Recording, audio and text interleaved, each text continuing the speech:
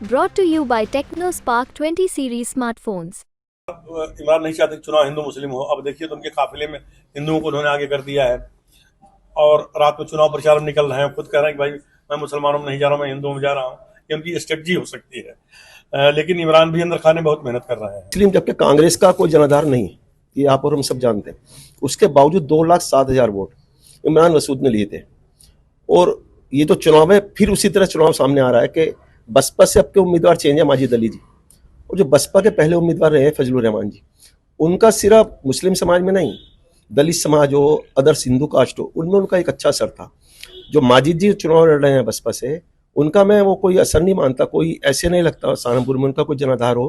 पिछली बार फजलुर रहमान जो चुनाव लड़े थे वह एक चुनाव हार चुके थे नगर प्रमुख का। उस चुनाव हारने में उन्होंने जो क्षेत्र में प्रचार किया, अपने घोसी बिरादरी में प्रचार किया, ये किया कि हम मेयर बन गए होते, क्योंकि मेयर का चुनाव वो 2,000 वोट से हारे थे। लेकिन इमरान मसूद ने कांग्रेस का प्रत्याशी खड़ा कर दिया, जिसकी हिम्मत 5,000 नहीं पाने की थी, उसको 65,000 वोट उन्होंने दिलाया। बीजेपी का वोटर है, राजपूत समाज वोटर है, कहीं नहीं जाएगा वो। जो अभी वरिष्ठ पत्रकार अवनींद्र कमल जी ने कहा कि उनके ऑप्शन नहीं है किसी के पास, कहां जाएंगे आप? ऑप्शन नहीं है ना। ये है मेन चीज, सबसे बड़ी चीज ये है। तो चुनाव यात्रा का हमारा ये क्रम पहुंचा है सहारनपुर। सहारनपुर वो इलाका जो कि पहले फेज के चुनाव में अहम है, और सहारनपुर की पहचान तो कई है, कास्ट कला है। इसके अलावा पिछले कुछ चुनावों ने इमरान मसूद की वजह से एक अलग पहचान दी, सीधे प्रधानमंत्री मोदी पर हमले करने की वजह से। सहारनपुर इस बार त्रिकोणीय मुकाबले में है। राघव लखनपाल बीजेपी से दोबारा उम्मीदवार बनाए गए हैं, पिछली बार कम वोटों से हारे थे। इमरान मसूद इस बार आमने सामने का मुकाबला लगता है। बसपा भी इस बार चुनाव मैदान में है। तो त्रिकोणीय मुकाबला है, लेकिन सहारनपुर किस तरफ सोच रहा है, आखिर सहारनपुर का सियासी मिजाज कहता क्या है, हम आज इसे समझने की कोशिश करेंगे और समझाएंगे हमें सहारनपुर के जो वरिष्ठ पत्रकार हैं, जिन्हें कह सकते हैं सियासत की नस नस मालूम है। ऐसे तमाम लोग इस वक्त हमारे साथ हैं। और सीपीएम त्रिपाठी जी हैं, वरिष्ठ पत्रकार हैं, पंजाब केसरी के। गौरव मिश्रा हैं, अवनींद्र कमल जी हैं, वरिष्ठ पत्रकार हैं। इसके अलावा राजेश जैन जी हैं, संजय चौधरी जी हैं। तो ये तमाम लोग हैं जो जिनके साथ इस वक्त हम चाय पर ये जो चर्चा है कि क्या मूड है सहारनपुर का, हम कर रहे हैं। तो सबसे पहले आपसे शुरू करते हैं अवनींद्र जी कि सहारनपुर में क्या बीजेपी इस बार जीतेगी, क्योंकि पिछली बार कम वोटों से हारी, या इस बार का मिजाज फिर अलग है, बीजेपी के लिए बहुत मुश्किल है? देखिए, सन 2014 का जो चुनाव हुआ था, जब 10 साल की मनमोहन सरकार से लोग उबे हुए थे, तमाम तरह के घपले घोटाले उसके बाद वो मोदी लहर थी। मोदी लहर क्या, मोदी सुनामी थी। तो आप देखिए कि वेस्ट यूपी में लगभग 16 सीटें हैं लोकसभा की, वो सब बीजेपी ने जीत ली थी। लेकिन 2019 के चुनाव में भारतीय जनता पार्टी को पश्चिमी उत्तर प्रदेश में कई सीटों पर हार खानी पड़ी। उसमें से एक सहारनपुर है, बिजनौर है, नगीना है, अमरोहा है, मुरादाबाद है, रामपुर है। इन सीटों पर सपा बसपा गठबंधन के प्रत्याशी जीते थे। जैसे यहाँ हाजी फजलुर रहमान जीते थे, एसटी हसन साहब मुरादाबाद से जीते थे, आजम खान साहब रामपुर से जीते। लेकिन पिछली बार सब साथ तो थे, सपा बसपा साथ थी, तब ये स्थिति थी ना। इस बार तो अलग है। इस बार देखिए, कांग्रेस को जहां तक मैं मानता हूँ, कांग्रेस का कोई जनाधार उत्तर प्रदेश में नहीं है। पिछली बार एक सीट केवल रायबरेली की सोनिया गांधी निकाल पाई थी, राहुल जी हार गए थे चुनाव। और विधानसभा में भी तमाम कसरत के बाद कोई अच्छा प्रदर्शन नहीं रहा, केवल 2 एमएलए हैं कांग्रेस के। तो मैं मानता हूं कि कांग्रेस का उत्तर प्रदेश में बागपत से लेकर बलिया तक, गाजियाबाद से लेकर गाजीपुर तक जनाधार विहीन है वो। और सहारनपुर की जहां तक बात है, यहाँ इमरान मसूद चुनाव लड़ रहे हैं।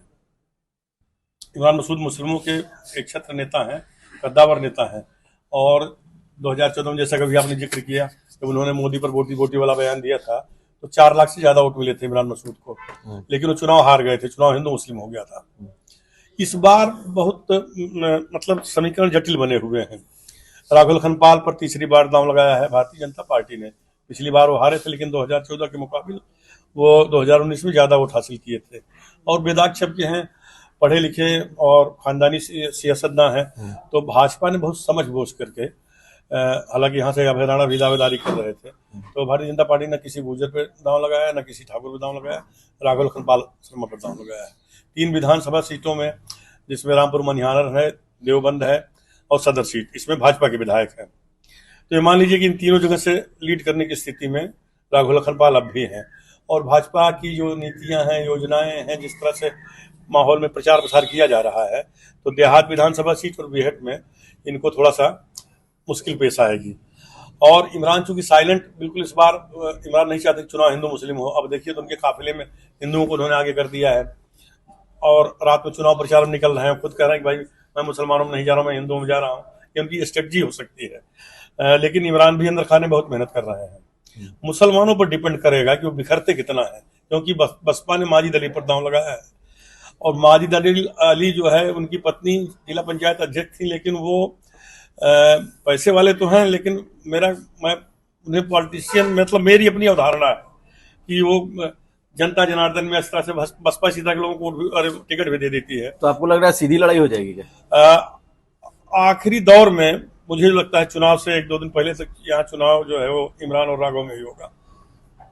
ठीक है, बहुत डिटेल में आपने समझा दिया। अब हम सीधा लोगों जो वरिष्ठ पत्रकार हैं उनसे पूछते हैं कि क्या होने जा रहा है, उनको क्या लगता है। जैन साहब, आपको क्या लगता है? इन्होंने तो पूरी बात तफसील से बता दी, एक एक चीज समझा दिया। आपको क्या लगता है, मूड क्या है लोगों का?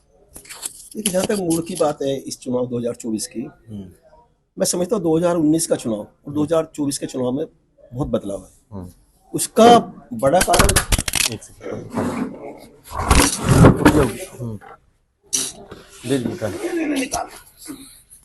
जी आगे आ जाइए थोड़ा।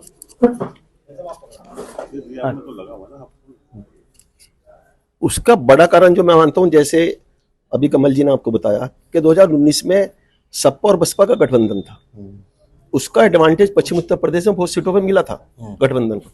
इस बार सपा बसपा गठबंधन नहीं है, इस बार गठबंधन सपा और कांग्रेस का है। 2019 का जो सहारनपुर का चुनाव हुआ था, उसमें 4,91,000 वोट राघव जी ने लिए, 5,14,000 वोट उम्मीदवार बसपा फजलुर रहमान वो भी नहीं हुए। और उस सबके बावजूद मुस्लिम, जबकि कांग्रेस का कोई जनाधार नहीं है, ये आप और हम सब जानते हैं, उसके बावजूद 2,07,000 वोट इमरान मसूद ने लिए थे।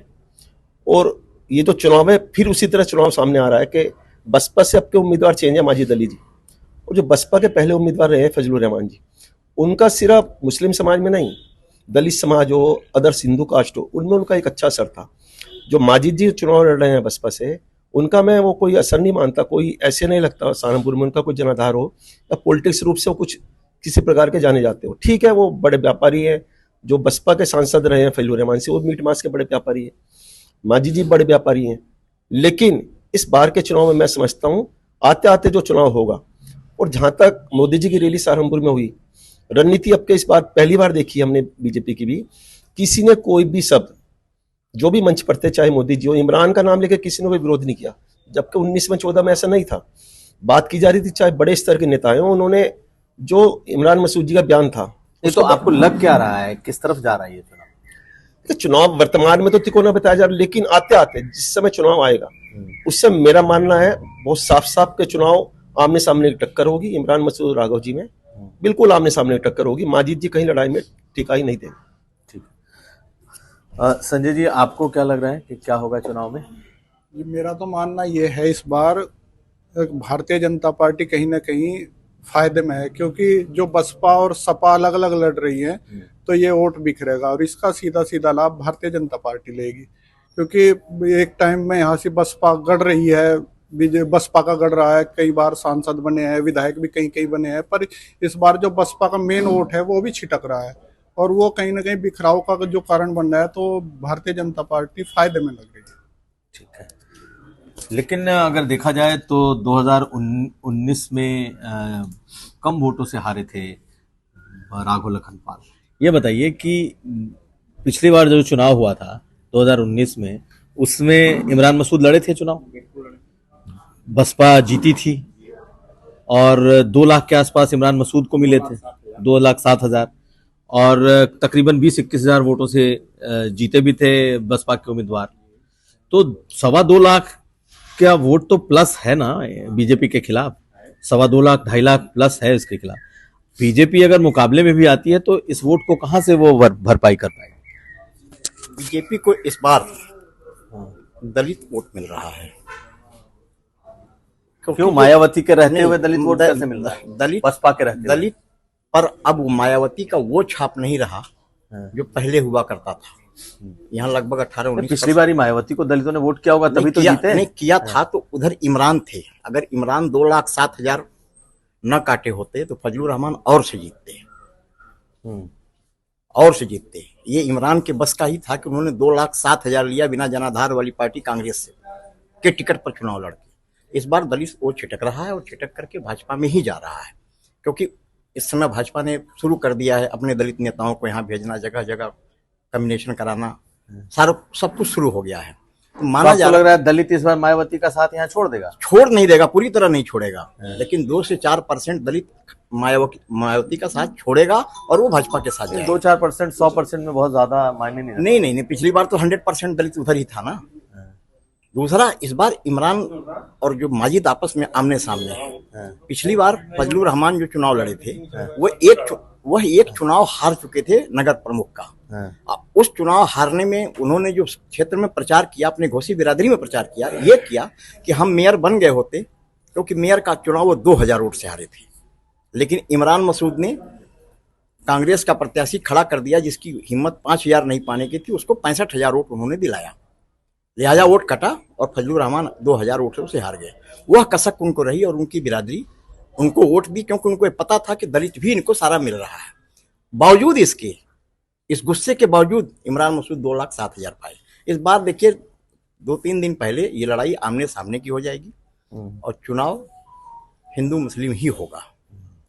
और हिंदू मुस्लिम होता है तो फिर इसमें बीजेपी को फायदा होगा। इसीलिए बीजेपी ने इस बार जोर डाला है कि ओला परसेंटेज पिछला रिकॉर्ड भी तोड़ा जाए, क्योंकि मुस्लिम वोट जो पड़ते हैं वो तो जबरदस्त पड़ते हैं, 80-82% तक पड़ते हैं। हिंदू वोट कम पड़ता है, लेकिन इस बार जोर है कि अगर मुस्लिम पढ़ रहा है तो हिंदू भी वोट पड़े। ठीक है। गौरव मिश्रा जी, आपको क्या लग रहा है कौन आपके हिसाब से आगे होगा इस बार चुनाव में? देखिए, इस बार मेरे हिसाब से तो बिल्कुल सीधे सीधे जो भाजपा ने पहले गलती की थी, इस बार वो गलतियां नहीं है। ठीक है, रूठों को मनाया गया है, नए को जोड़ा गया है। आप लोकल में ही बात करें तो संजय गर्ग पार्टी में आए हैं। जो संजय गर्ग जो समाजवादी पार्टी का कभी चेहरा हुआ करते थे, वो आज यहाँ पर बीजेपी में आ चुके हैं। उन्होंने गठबंधन को सीधे सीधे लॉस किया है। करीब 25 से 30,000-35,000 वोटों पर वार करेंगे। और आपको याद होगा कि 22,000 वोटों से हारे थे 19 में। राघव लखनपाल शर्मा 22,000 वोटों से हारे थे और सीधे सीधे प्लस हो गए। 30-35,000 वोट तो प्लस ही हो गए। वो जो वोट इधर उधर छिटक जाता था, वो तो सपा का वोट था, वो तो कांग्रेस में जाएगा। नहीं, सपा का वोट नहीं था, वो टिपिकल वोट संजय गर्ग का अपना वोट भी था। उसमें कई अपने संजय गर्ग के बनिए भी थे, शामिल थे, जो टिपिकल थे एकदम वोट जाता था। वो बीजेपी को मिल सकता था, नहीं मिला। उसके अंदर कई ब्राह्मण भी हैं, कई वैसे और भी कास्ट है, नहीं मिलता था। वो संजय गर्ग के पीछे रहते थे। तो सीधे सीधे आप ये बेनिफिट भी तो देखिए, 22,000 वोट से अगर हम हार रहे थे तो वहां पर वो 30,000 प्लस 35,000 प्लस करके भी चलेंगे। तो आपके हिसाब से लड़ाई फिर दोनों में सिमटेगी? देखिए, लड़ाई जो है बसपा तो इसमें लड़ाई में कहीं भी शामिल नहीं है। मैं लड़ाई में बसपा को मानता ही नहीं। बसपा इस बार चुनाव में है ही नहीं। इस बार तो बसपा अगर चुनाव से बाहर हो जाएगी तब आमने सामने की लड़ाई में भाजपा कैसे टिकेगी? फिर तो अगर आप जातीय समीकरण देखें तो फिर तो हेविली बीजेपी के खिलाफ जाएगा, क्योंकि इतनी बड़ी तादाद में मुस्लिम है, उनका वोटिंग परसेंट इतना ज्यादा है। त्रिकोणीय में ही तो बीजेपी के लिए नहीं, मैं ये नहीं कह रहा हूं कि बसपा को वोट नहीं मिलेगा। जो बसपा का बेस वोट है वो बसपा को मिलेगा, लेकिन बसपा को जो अदर वोट मिला करता था, क्योंकि जो टिपिकल ऐसी है वो बसपा को वोट करेगा, लेकिन उसके अलावा अदर जो लोग हैं जो किया करते थे वो लोग वोट बीजेपी को सीधा करेंगे। वो फायदा बीजेपी को होगा। ठीक है। अब एक बड़ा सवाल यह है कि सहारनपुर एक ऐसी जगह है जहां से ठाकुर यानी कि राजपूतों का विरोध शुरू हुआ है। दरअसल पश्चिमी उत्तर प्रदेश में एक भी सीट, पहले फेज में जो जहां चुनाव है, एक भी सीट ठाकुर बिरादरी को नहीं मिली और इसकी नाराजगी साफ साफ दिखाई दे रही है। और एक दिन पहले इसी सहारनपुर जिले में एक बड़ी पंचायत, एक बड़ी रैली की गई है और इसके बारे में चर्चा यह है कि ठाकुर राजपूत बेहद नाराज हैं और उन्होंने बकायदा अपनी उस पंचायत में इस बात का ऐलान भी किया कि इस बार चाहे जो हो बीजेपी को हराएंगे। तो हमारे साथ जो पत्रकार है हम उनसे पूछते हैं कि इसका इम्पैक्ट क्या है इसका इम्पैक्ट, क्या सचमुच ये नाराजगी दबाव बनाने की है, ये नाराजगी अपने समाज के लिए कुछ लेने की है, या बीजेपी को बिल्कुल हरा के उसकी हैसियत दिखाने की? देखिए, एकदम चुनावी बेला में ये जो मुखर विरोध हो रहा है राजपूतों का, वो उसके पीछे कई कारण हैं। राजपूतों की संख्या पूरे सूबे में 7% है, ब्राह्मणों की 9% है, जाटों की भी 7% है, जबकि पश्चिमी बेल्ट में ही जाट है, लेकिन मार्शल कौम है। गुजरों की 6 कुछ है, ये भी मार्शल कौम है। तो ये जातियां वोटिंग संख्या में उतना नहीं है, लेकिन इनका प्रभाव बहुत होता है। ये जहाँ होते हो, पूर्वांचल में तो पहले, आज के 20 साल पहले दलितों को वोट ही नहीं डालने दिया जाता था, अब चीजें बदल गई हैं। तो भाजपा का जो नेतृत्व है, शीर्ष नेतृत्व, वो देख रहा है कि इनकी संख्या कितनी है, उस पर उसका फोकस है। बस बिरादरी कोट भाजपा के खाते में है, सवर्ण भी इनके प्रकार वहाँ जा ही रहे हैं, और दलितों में जो गैर जाटों हैं, सब में बीजेपी ने अपने लीडर खड़े कर दिए हैं, चाहे वो पूर्वांचल के भर जात के हों, आदिवासियों में गोंड हों, निषाद हों, मछुआरा हों, मौर्या हों, कुशवाहा हों, इधर आपका कश्यप, यहाँ प्रजापति हैं, झीमर हैं, सब जगह उनकी लीडरशिप खड़ी हो गई है। तो राजपूतों को बहुत ज़्यादा तरजीह वैसे भी जो उनके अंदर खाने चल रही है वो नहीं दी जा रही, इसीलिए केवल मुरादाबाद सीट से सर्वेश सिंह को दिया गया टिकट। पूर्वांचल में जब से धनंजय सिंह को, हालांकि अदालत ने सजा सुनाई है, लेकिन लोग मान रहे हैं कि आनंद फानंद जो है वो, तो वहां देखिए, वहां भी ठाकुर समाज में, हम पूर्वांचल की बात नहीं कर रहे हैं, हम पश्चिम में ही यहाँ पे कितना असर पड़ेगा इसका? क्या वोट खिलाफ जाएगा या सिर्फ ये धमकाने डराने का मामला है? ये और कोई विकल्प नहीं बचता है कि भाजपा के अलावा और कहाँ वोटिंग करेंगे। गठबंधन की उनकी जो स्थितियां और विपक्षी दलों की हैं उतनी आक्रामक नहीं हो पाई हैं, तो मुझे लगता है कि ले दे करके ये जो मामूली मतलब, या कल जो भी अभी बगावत हुई पंचायत हुई है, अभी वहाँ भी होनी है पंचायत, किसी सरधना में शायद 18 को है ठाकुरों की महापंचायत, तो ले दे के दबा दिया जाएगा, क्योंकि संगीत सोम और सुरेश राणा ये 2 ठाकुर नेता हैं पश्चिमी उत्तर प्रदेश के, लेकिन दोनों नेपथ्य में हैं, तो हो सकता है इनका प्रयोग करें। ये तो मैसेज गया ही है योगी के पास भी और मोदी के पास भी गया होगा, ठीक है, ठाकुरों की पंचायत हो रही है। ठीक है जैन साहब। हाँ, तो कुल मिलाकर मुझे लगता है कि ये जो फिलहाल विरोध हुआ है, इसको किसी न किसी तरह से काबू कर लिया जाए। आपको भी लगता है कि सिर्फ डराने धमकाने के लिए पंचायत है, या सचमुच ऐसा विरोध है कि बीजेपी को नुकसान उठाना पड़ेगा? डराने धमकाने वाली बात अलग टॉपिक है। मैं समझता हूँ सहारनपुर के इतिहास में पहली बार मैंने किसी भी बिरादरी की ऐसी रैली देखी है जिसमें हजारों की संख्या में लोग उपस्थित हुए। पहले भी लोगों ने पॉलिटिकल दबाव बनाने के लिए किया है, कहीं पोस्टर लगा दिए, कहीं ये करेंगे वो करेंगे, लेकिन कल की जो रैली सहारनपुर में हुई है क्षत्रिय समाज की, उसने बड़े बड़े इतिहास तोड़ दिए। अब तो कल जैसे उन्होंने कहा है क्षत्रिय समाज के लोगों ने, चाहे वोट गड्ढे में दे देना, भाजपा को नहीं देना है वोट, लेकिन मेरा मानना है, जो मैं महसूस करता हूँ पिछले कई साल से, जब से मोदी जी की लहर चली है, कि जैन समाज में भी कई बार ऐसा हुआ है कि भाई हाँ टिकट नहीं दिया जा रहा, हमें कुछ प्रति नहीं जा रहा, हम लोग विरोध करेंगे, लेकिन जिस दिन चुनाव होता है उस दिन घुमा फिरा के फिर वोट जो है कमल के फूल को या भाजपा को दे ही देते हैं। और जहाँ तक दबाव की राजनीति है ठाकुरों की या क्षत्रिय समाज की, कुछ नुकसान, कुछ % नुकसान हो सकता है हो, लेकिन एक बड़ा ही जिस तरह का मैसेज आ रहा है, मैं नहीं मानता कि ज़्यादा नुकसान भाजपा को ठाकुरों की तरफ से होगा। हाँ, उनके द्वारा जो रैली की गई, एकजुटता की गई, एक दबाव भी हो सकता है, और इससे कुछ उनको एक संदेश ऐसा दे रहे हैं हाईकमान को, नेतृत्व को, स्थानीय स्तर पर, प्रांतीय स्तर पर, कि यदि अब भी सुधर जाओ, अब के नहीं सुधरे तो आने वाले समय हो सकता है ठाकुर आपसे बहुत दूर चला जाए। लेकिन इस चुनाव में मैं नहीं समझता कि बहुत बड़ा नुकसान भाजपा को इन सहारनपुर मंडल में होने जा रहा है। ठीक, आपको क्या लग रहा है चौधरी जी कि ये इस पंचायत का कितना असर होगा?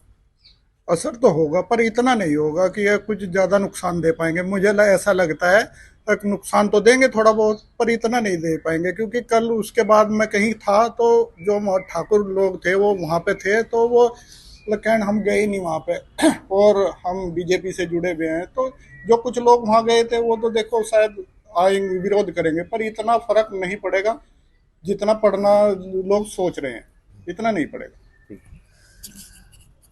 त्रिपाठी जी, आपको क्या लगता है, विरोध है सचमुच ज्यादा?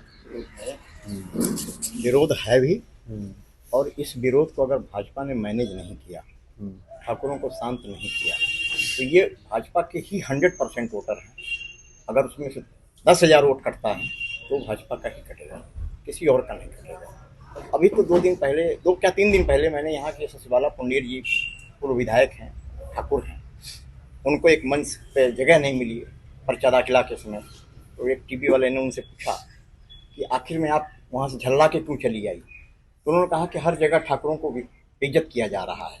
उन्होंने अपने वक्तव्य में राजनाथ सिंह का नाम लिया कि पार्टी राजनाथ सिंह को इज्जत नहीं दे रही है। तो क्या इस तरह के मैसेज हैं? हाँ, ऐसे मैसेज हैं कि अगर मोदी सरकार बन गई, भाजपा की है वो, अगर मोदी सरकार बन गई तो कहीं खट्टर की स्थिति यूपी में ना हो जाए।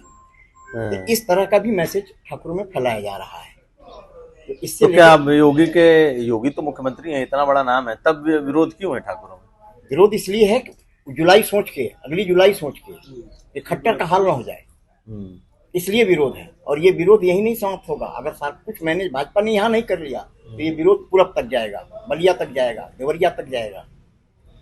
और विरोध का नुकसान, क्योंकि अभी ठाकुर ही 100% वोटर हैं भाजपा के। इस समय किसी और दल में आप ठाकुर नहीं देखेंगे, सिर्फ भाजपा में ही है। मैं जहाँ का हूँ वहाँ जितने लोग सपा में, बसपा में, जहाँ रहे, सबको योगी जी ने भाजपा में बना दिया। जो एमएलसी थे उनको एमएलसी, जो विधायक थे उनको विधायक बनवा दिया। कोई ठाकुर इसमें दूसरे दलों में नहीं है। तो इसका नुकसान तो भाई साहब होगा। लेकिन 10 तारीख को देखिए राजनाथ सिंह आ रहे हैं, हो सकता है कि मैनेज कर ले जाए वो, क्योंकि बड़े ठाकुर नेता हैं वो। ठीक। मिश्रा जी, आपको लगता है कि ठाकुरों का इतना विरोध है, इतना उग्र विरोध है कि इसका इतना असर हो जाए? देखिए, इनका जो विरोध है, आप इसको ऐसे ले सकते हैं जैसे कि प्रतापगढ़ में ब्राह्मणों ने किया था, आपको याद होगा चुनाव से पहले। तो कहा साहब ब्राह्मण नाराज हो गए बीजेपी से, अब बीजेपी को वोट नहीं देंगे। कुछ नहीं हुआ, बीजेपी को ब्राह्मणों ने वोट दिया और बीजेपी जीती। उन सीटों पर सबसे पहले जीती जहां पर कहा जा रहा साहब हार जाएंगे। मैं बात कर रहा हूं प्रतापगढ़ क्षेत्र की, जहां पर जिंदा जलाया गया था। कुछ नहीं हुआ। खाली इस पूरी पटकथा के पीछे अगर आप जाएं तो पश्चिमी उत्तर प्रदेश के अंदर जब यहां पर मेरठ में सभा हुई, चुनावी जनसभा हुई, तो मंच पर पीएम मोदी निकल गए थे आगे, वहां से इसकी शुरुआत हुई। अभी जो हाल फिलहाल चुनाव के अंदर हुई है, और इससे पहले जो चल रहा था मैटर, ये मिहिर भोज वाला, उसमें जो कल स्टेटमेंट आता है, जो राजपूत समाज के सबसे वरिष्ठ थे, उनका स्टेटमेंट बता रहा हूं मैं। उनका स्टेटमेंट था कि हमारी लड़ाई अपने भाइयों के साथ नहीं है, वो हमारे भाई हैं। कल उन्हीं का स्टेटमेंट है। जब आप उनको भाई कह रहे हो तो इस बात को आप बैठकर भी तो निपटा सकते थे। तो परिवार में 2 भाइयों में झगड़ा हो जाता है तो यार खत्म कर लेते। ठीक है। आखिर इसका मतलब क्या है? इसके मायने कुछ नहीं निकलते। इसका मायने आप सीधे बस समझ लीजिए कि एक चंद कुछ लोग हैं जिनकी अपनी कोई ईगो हो सकती है, चंद लोग ही हैं, वो ज्यादा बड़ी उनकी संख्या नहीं है। ये भी मैं आपको बता दूं। और आज के समय में चूंकि ये सोशल मीडिया का दौर है, रील बनाने का दौर है, इससे ज्यादा थोड़ी देर बाद सभा के बाद उसकी रीलें आ रही थी, लोग रील बना रहे थे, व्यूज काउंट कर रहे थे, ये चल रहा था। बीजेपी का वोटर है, राजपूत समाज वोटर है, कहीं नहीं जाएगा वो। जो अभी वरिष्ठ पत्रकार अवनीत कमल जी ने कहा कि उनके ऑप्शन नहीं है किसी के पास, कहां जाएंगे आप? ऑप्शन नहीं है ना। यह है मेन चीज, सबसे बड़ी चीज है। और कोई किसी मनाने के लिए नहीं आ रहा। मैं भाई की बात को भी कहता रहा हूं कि लोग कह रहे हैं साहब मनाने के लिए राजनाथ सिंह आ रहे, कुछ मतलब नहीं है उनका एक कार्यक्रम लगा हुआ है, उस कार्यक्रम में शामिल होने के लिए आ रहे हैं, हो सकता ना भी आए। ये मैसेज ही नहीं है कहीं तक। आपके कहने का मतलब है कि ये इसका कोई असर नहीं पड़ा? कोई असर नहीं है कहीं से कहीं तक नहीं। इसमें सबसे ज्यादा रीलें, बहुत ज्यादा कल रील आई थी इंस्टाग्राम पर, उसमें रील बहुत खूब चल रही थी, लोग वर्चस्व को रील में दिखा रहे थे और खूब लोगों ने व्यूज इकट्ठे किए। रील का वोट से कोई हाँ, कोई मतलब नहीं है सर। इससे पहले बहुत कुछ ऐसा हो चुका है, ऐसा कुछ नहीं है। तो अब हम बिल्कुल अपने आखिरी चरण में हैं और सबों से ही जानेंगे कि जीत कौन रहा है। सबकी ये राय कि आखिर इतना कुछ होने के बाद, सारी कंट्रोवर्सी होने के बाद आखिर जीतेगा कौन? तो कौन जीतेगा? अब देखिए, मैं भविष्यवाणी तो नहीं कर सकता हूं, लेकिन सहारनपुर सीट पर राघव लखनपाल शर्मा और इमरान मसूद में कांटे की टक्कर होगी। अब कौन कितने पानी में है ये तो 4 जून को पता चलेगा, लेकिन कांटे की टक्कर है। मोदी फैक्टर काम करेगा नहीं करेगा? मोदी फैक्टर बिल्कुल काम करेगा, योगी फैक्टर भी काम करेगा। जहाँ तक राजपूतों की बात भी आपने की थी, तो आज़ादी के बाद से अब तक सर्वाधिक 5 चीफ मिनिस्टर, 6वीं बार योगी त्रिभुवन सिंह, वीर बहादुर सिंह और इसके अलावा ठीक है राजनाथ सिंह और योगी आदित्यनाथ। तो 4-5 चीफ मिनिस्टर। ये चीजें भी तो राजपूतों में जो जागरूक लोग हैं उनको नहीं पता है क्या? तो यहाँ मोदी फैक्टर कम करेगी, योगी फैक्टर राजनाथ के आने के बाद भी माहौल बनेगा। ठीक है, आपको जैन साहब क्या लगता है कौन जीतेगा?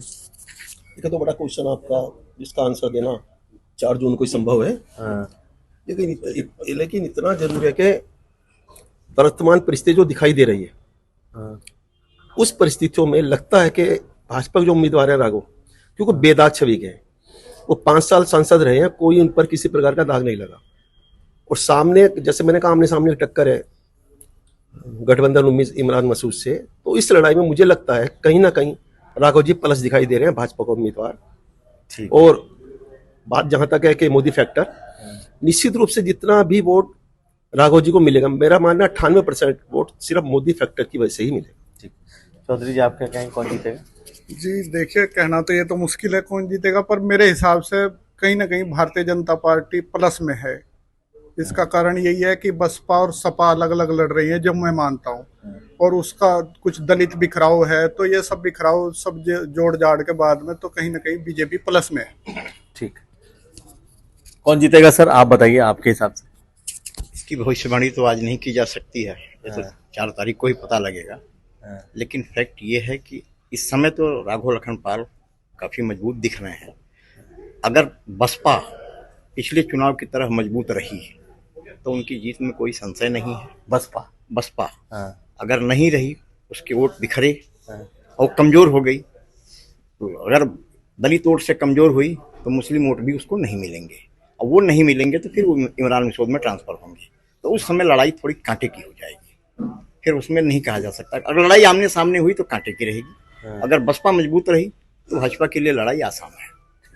आपको क्या लग रहा है? सर मुझे साफ लग रहा है, मैं बिल्कुल साफ कहने वाला आदमी हूँ, सीट सीधी सीधी बीजेपी के खाते में जा रही है। राघव लखनपाल शर्मा बड़े मतों से चुनाव जीतने जा रहे हैं। और वजह क्या, मोदी फैक्टर है या मोदी फैक्टर के अलावा सर सबसे बड़ा फैक्टर है राम मंदिर। 2019 में मोदी फैक्टर था और इस वक्त राम मंदिर लोग देख रहे हैं। जिस गली में आप जाते हैं, जिस कूचे में आप जाते हैं, वो राम की बात हो रही है, राम मंदिर की बात हो रही है। राम मंदिर को लेकर के लोग बहुत उत्साहित हैं कि इन्होंने तो बहुत बड़ा काम किया अभी भी है। राम मंदिर है तो बिल्कुल है सर, बिल्कुल है राम मंदिर। ये खत्म नहीं, अभी है राम मंदिर, है राम मंदिर बन गया है, लोग जा रहे हैं दर्शन करने के लिए, बसें जा रही हैं, गाड़ियां जा रही हैं, लोग सहारनपुर से जा रहे हैं, लोग दर्शन कर रहे हैं, आशीर्वाद दे रहे हैं।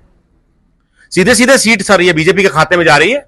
सहारनपुर की सीट से राघव लखनपाल शर्मा चुनाव जीत रहे हैं। चलिए, बहुत शुक्रिया आप सभी लोगों का।